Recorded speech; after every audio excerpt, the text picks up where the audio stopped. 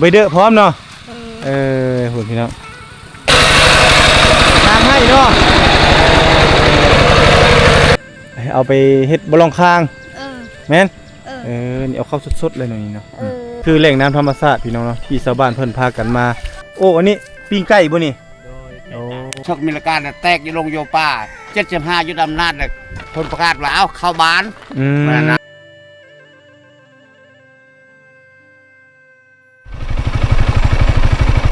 ใช่หากินบ่ปลูกมันโอ้ไปสวนปลูกมันสุดพี่น้องโอ้มีแต่ทางหลังนี่ผู้สาวบ่เอาอย่าพาเล่นแม่เล่นให้ยังถือผ้าเพลงเล่นผู้สาวมาจะปลูกมันพี่น้องเนาะ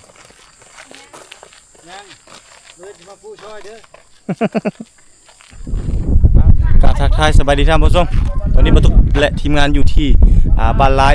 ขึ้นกับเมืองบุรพาแขวงขมวนได้เส้นทางการเดินทางตรงนี้จะไปหาบ้านตู้บ้านเคะบ้านกลางพุ่นและขึ้นไปฮอดบ้านกระเตาะพี่น้องเนาะและเส้นทางตัวหน้านี้จะเป็นเส้นทางที่เดินทางไปสู่เมืองบุรพาแล้วต่อไปก็จะเป็นบ้านหนองเหนี่ยวพี่น้องในระหว่างเส้นทางการเดินทางเวะเอารูปภาพบรรยากาศมาฝากมาตอนพ่อแม่พี่น้องมาทุกคนในบรรยากาศยามช่วงแรงๆพี่น้องไงจอดรถไว้นี้ห่มขามนี้ฝากรถนี่เด้อลงไปเบิ่งพุ่นเนาะบ่อน้ำอยู่ทางนู้นเนาะแต่ก็มีโต้เขาหมดแล้วเนาะนี่เนาะนี่เขาเจ้าเฮ็ดน้ำลิ้นแม่นบ่นี่น้ำลิ้นน้ำประปานี่ประปาคือว่าน้ำลิ้นขนาดน้ำลิ้นก็แม่นน้ำประปาก็แม่นบ่นี่มีน้ำประปาโต้เข้ามาแล้วพี่น้องนี่ก็เป็นเฮือนของชาวบ้านนั่นนี่นะไปใช่ไปเด้อบ่โอ้คนอาบน้ำลายบ่อยู่ลุมบ่ลายบ่ลายเนาะไปพี่น้องนี่เอาแล้วจังพามาเบิ่งเที่ยวชมเบิ่งหมู่บ้านแต่ตอนนี้เฮาจะพาลงไปเบิ่งบ่อนที่เขาเจ้าส้มใส่น้ำเนาะในหมู่บ้านส่วนนี้เขาเจ้าจะตักน้ำอยู่แหล่งธรรมชาตินี่แล้วก็อาบน้ำพร้อมเนาะ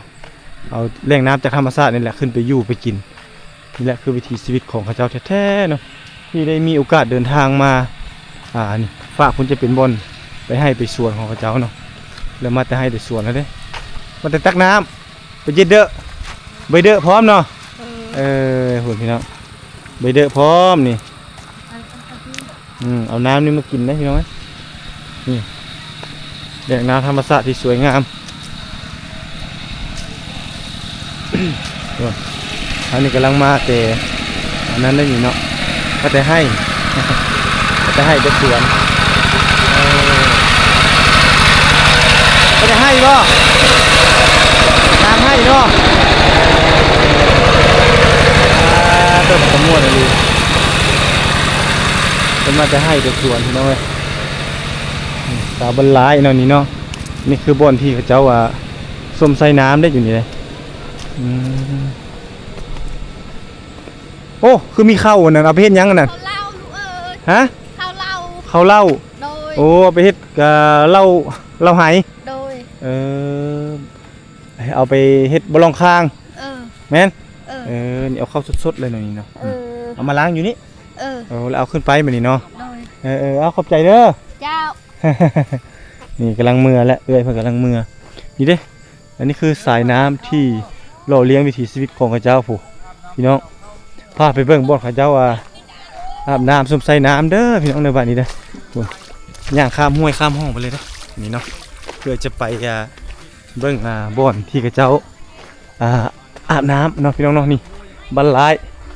นี่คือบรรลัยพี่น้องนี่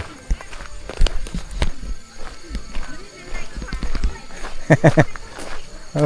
คักเนาะ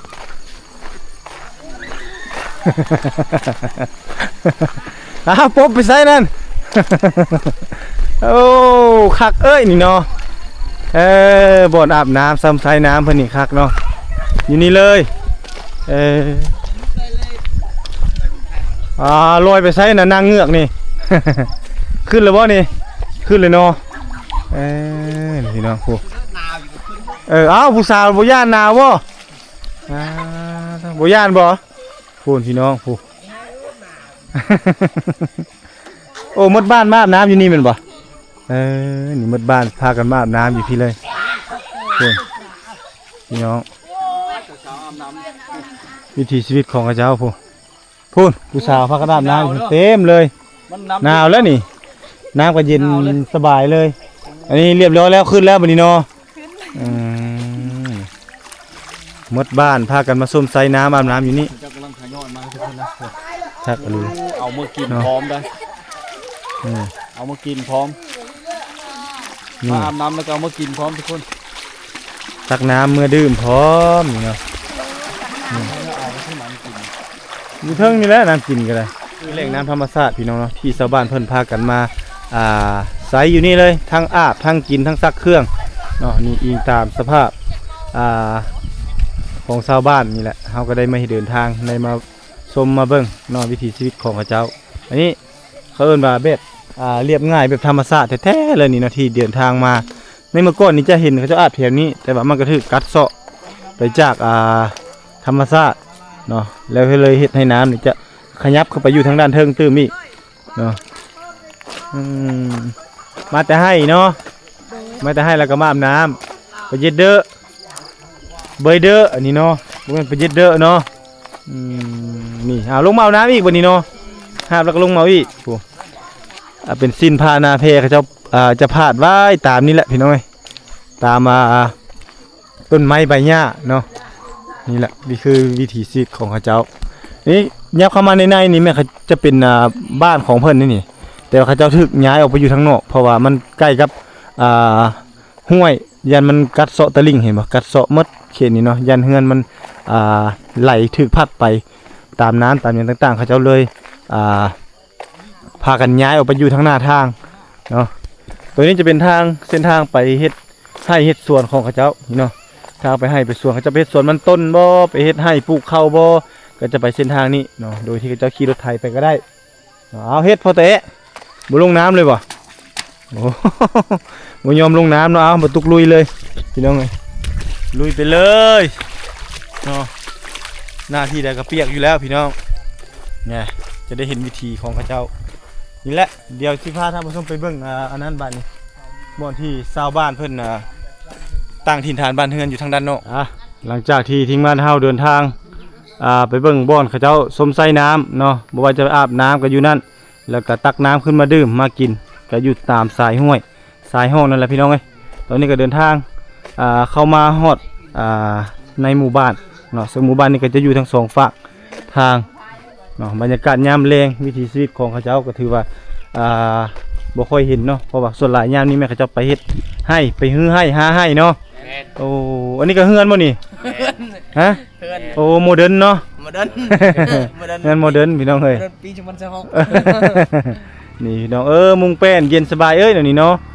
คักเนาะเป็นเฮือนทรายโสดบ่นี่ ใช่สุดเลย บ่ แม่เลยนี่ก็เจ้ากัน นี่บ่เจ้าบ่มีผู้สาวบ่บ่มีเมียบ่มีเมียโอ้อยู่ผู้เดียวโอ้เป็นเฮือนทรายโสดเนาะนี่เนาะโอ้มีปลูกผักอยู่เด้อซั่นน่ะเนาะปลูกผักมี4โซยามนี้แล้วก็หาคู่หาคิงแหล้ว พี่น้องเฮือนทรายโสดคักเนาะเพิ่นสร้างนี่เนาะต่อมานี่อีกนี่สบายคักเลยหาผู้มาตำข้าวเด้หาผู้มานึ่งข้าวนึ่งน้ำให้กินเด้นอนอยู่ผู้เดียวนะ ตั้งไปรุ่นคนเล่นเกม นี่พี่น้องอันนี้คือบ่อนตำข้าวหรือว่าโคกตำข้าวเนาะต่อไปก็จะบ่มีให้เห็นเลยเด้เนาะนี่ทางนี้มันโคกที่เจาะไม้ตัวนี้เนาะเริ่มเจาะไม้แล้วนี่ถือว่าบางครอบครัวที่ยังบ่ทันมีโรงสีเขาเจ้าก็จะตำข้าวเอาโอ้อันนี้ปิ้งไก่บ่นี่ โดย โอ้ไก่ตาย ไก่ตายบ่ไก่ผู้บ่าวเนาะปิ้งไก่เนี่ยนี่เนาะนี่พี่น้องโอ้คิดว่าปิ้งนกบ่แม่นเนาะปิ้งไก่เพิ่นว่าไก่ตายเพิ่นว่า อันนี้เป็นอีกมุมหนึงของบ้านหลายพี่น้องเนาะซึ่งหมู่บ้านนี้เป็นหมู่บ้านที่มีไฟฟ้าเข้าเรียบร้อยเนาะแล้วก็น่าจะมีสัญญาณโทรศัพท์แหละพี่น้องเนาะในหมู่บ้านนี้ถือว่าเป็นหมู่บ้านติดแคมทางมีบ้านเฮือนทั้งสองฝากทางเลยเนาะพ่อเฒ่าเนาะบ้านสวนสบายดีพ่อเฒ่ามีดีมีแฮง เจ้า แข็งแฮงร่ำรวย อันนี้บ้านมีชื่อว่าบ้านหลายเห็นบ่ เจ้า โอ้บ้านตะกุกตะเขาเลยบ่นี่ แต่เก่าแต่ก่อนแต่ผู้ชัญญาแท้แล้ว อันนี้ได้โอ้บ้านแท้ๆแล้วแม่นอยู่บ่อนใดบ่อนตั้งแท้ๆนะตั้งบ้านแท้ ห้วยพุ่นให้เรียกกกมะขามพุ่น โอ้ฝากห้วยพุ่นบ่ เขาออก75อยู่ดำนาดแล้วเขาออกมาจากป่าแหละข เข้านี่จังว่าขยายมันลายลังเฮือนน่ะขยาย โอ้ ขยายไหม อันนี้แม่ขยายไหม เออ แต่เก่าแท้ๆแล้วมันอยู่ฝั่งห้วยพุ่น เห็นมากงบ่มีกง โอ้ก็มงม่วงก็มงมีในพุ่น เออ โอ้อันนั้นคือบ้านเก่า ปลูกไม้เจ้า หลังจากปี1975 เออ เราก็เลยว่าได้ย้ายออกมาตั้งถิ่นฐานอยู่พี่ เออ หลังจากสัก บ้านละบ้านเก่าแล้วแต่ละ โอ้ แต่ละบ้านชั้นปูชั้นยา โดย แต่ว่าบ้านละมิลกาเนี่ยมันชกมิลกาเนี่ยแตกอยู่ลงโยป่า75ยุดอำนาจเนี่ยคนประกาศว่าเอ้าเข้าบ้าน อืม นั่นนะ เนาะ เขาอยู่ในบ้านนะพายุอีโดอยู่ลงอยู่ป่าอยู่ทำอยู่เฮวันนะ โดย แล้วพวกเขาก็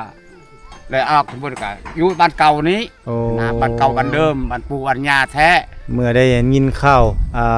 ภาครัฐบอกว่าปลดปล่อยประเทศชาติเรียบร้อยแล้ว เออ ยึดอำนาจแล้วปี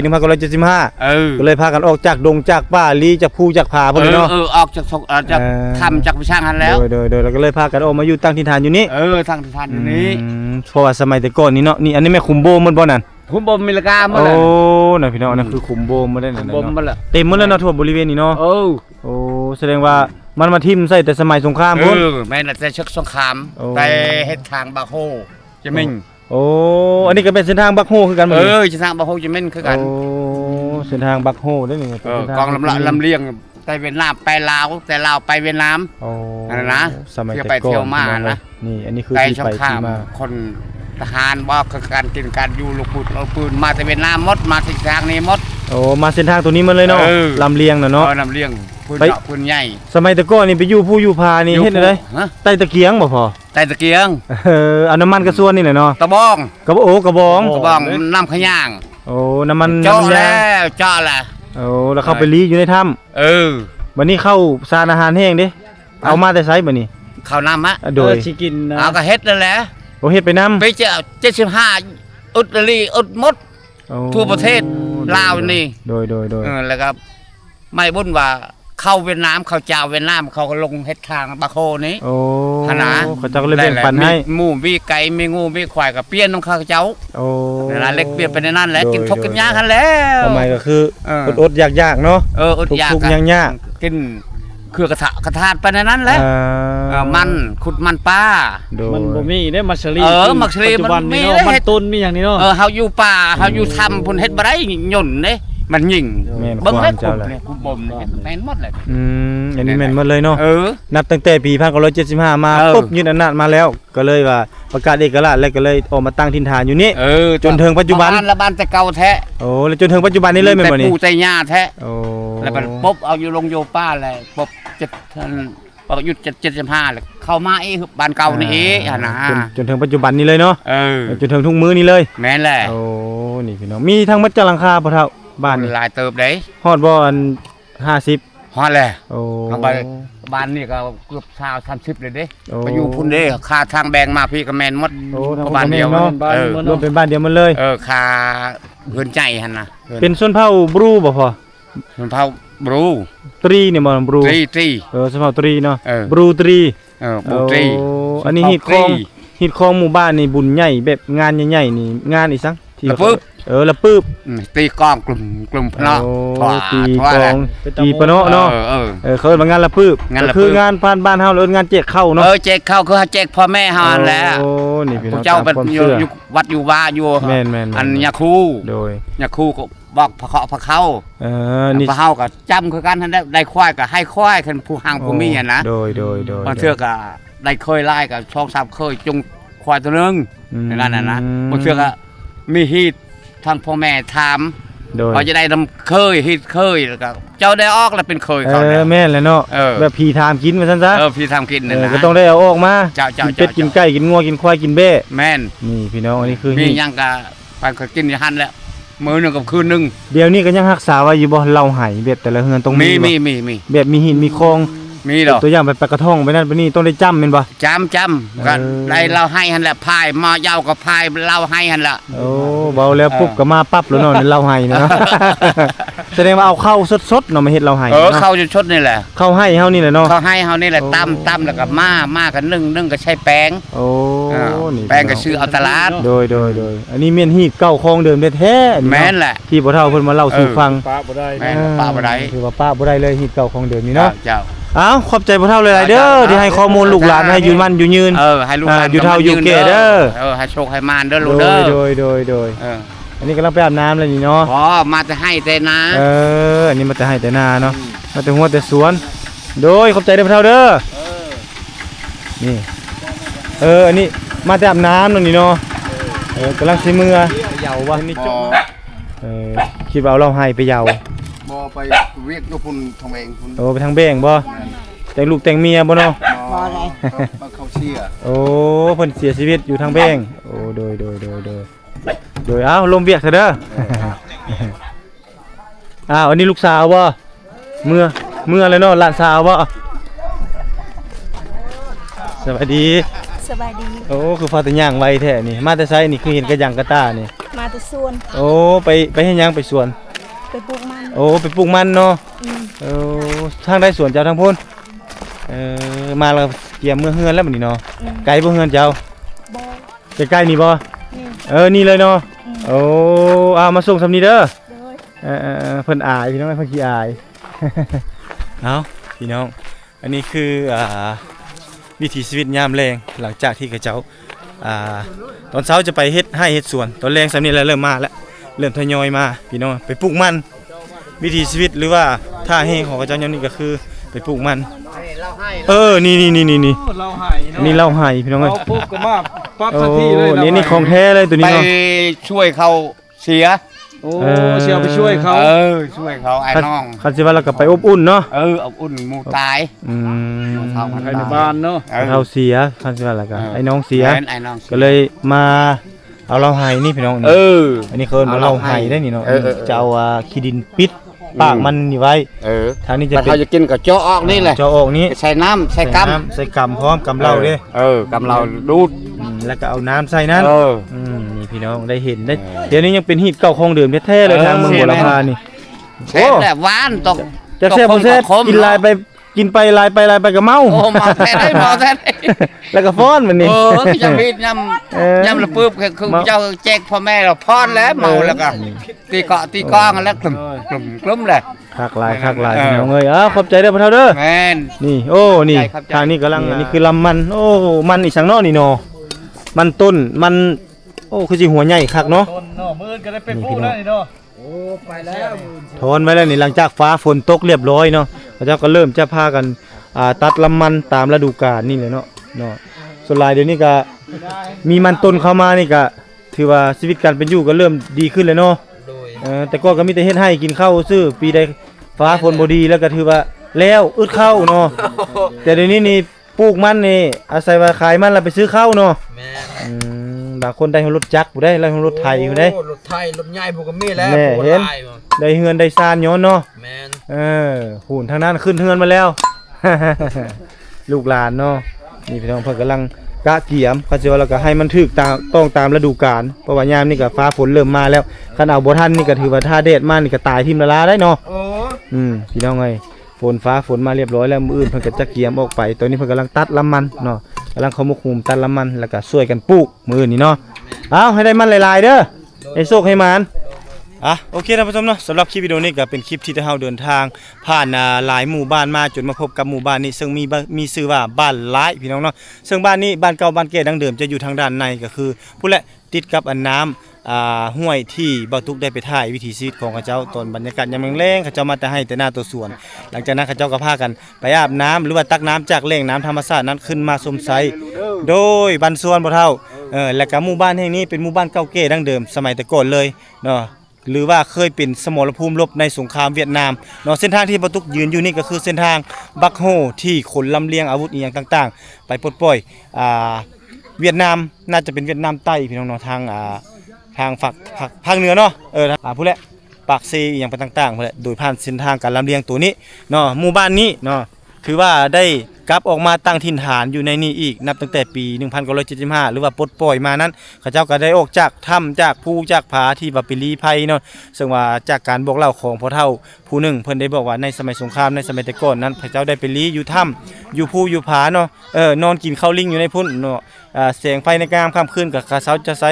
เขาเจ้าจะใช้กระบองเนาะกระบองโดยเอาขี้ย่างขี้ซีมันอย่างต่างๆนั้นเนาะแล้วก็ได้ข้าวเจ้าเนาะขอข้าวเจ้าจากไอ้น้องเวียดนามเนาะรวมถึงขายงัวขายควายเอางัวเอาควายนี่เละเอาเข้าน้ำเนาะเพราะว่าช่วงปี1975นั้นเป็นปีแห่งความอึดยากเนาะเพราะว่าหากระปลดปล่อยและกะชาวบ้านก็ยังบ่ได้ทันเฮ็ดให้เฮ็ดนาเฮ็ดสวนได้เนาะและมาถึงปัจจุบันนี้ชาวบ้านอยู่ในเขตนี้ก็ถือว่ามีชีวิตการเป็นอยู่ถือว่าที่ดีขึ้นเนาะก็มีเฮือนมีซานเป็นของตัวเองรวมถึงมีดินดอนต้นหญ้าเฮ็ดให้นาหัวสวนรวมถึงนี่แหละมีการคมนาคมขนส่งมีไฟฟ้าเข้ามาปุ๊บเนาะมีคนเข้ามาซื้อมันต้นมีบริษัทห้างร้านเข้ามาหลากหลายมีสัญญาณไฟฟ้าแล้วก็มีระบบน้ำประปาเข้าแต่ละครัวเรือนอันนี้คือสิ่งที่บ่ตุกเนาะนำมาฝากมาต้อนหรือหวังว่าคลิปวิดีโอนี้จะแบ่งปันความสุขแบ่งปันความรู้กับท่านผู้ชมทุกท่านที่เข้ามาติดตามรับชมรายการทางช่องวิถีลาวของบ่ตุกนี้บ่น้อยก็หลายพบกันใหม่คลิปหน้าท่านผู้ชมสำหรับคลิปนี้บ่ตุกขอลาท่านผู้ชมไปก่อนสบายดี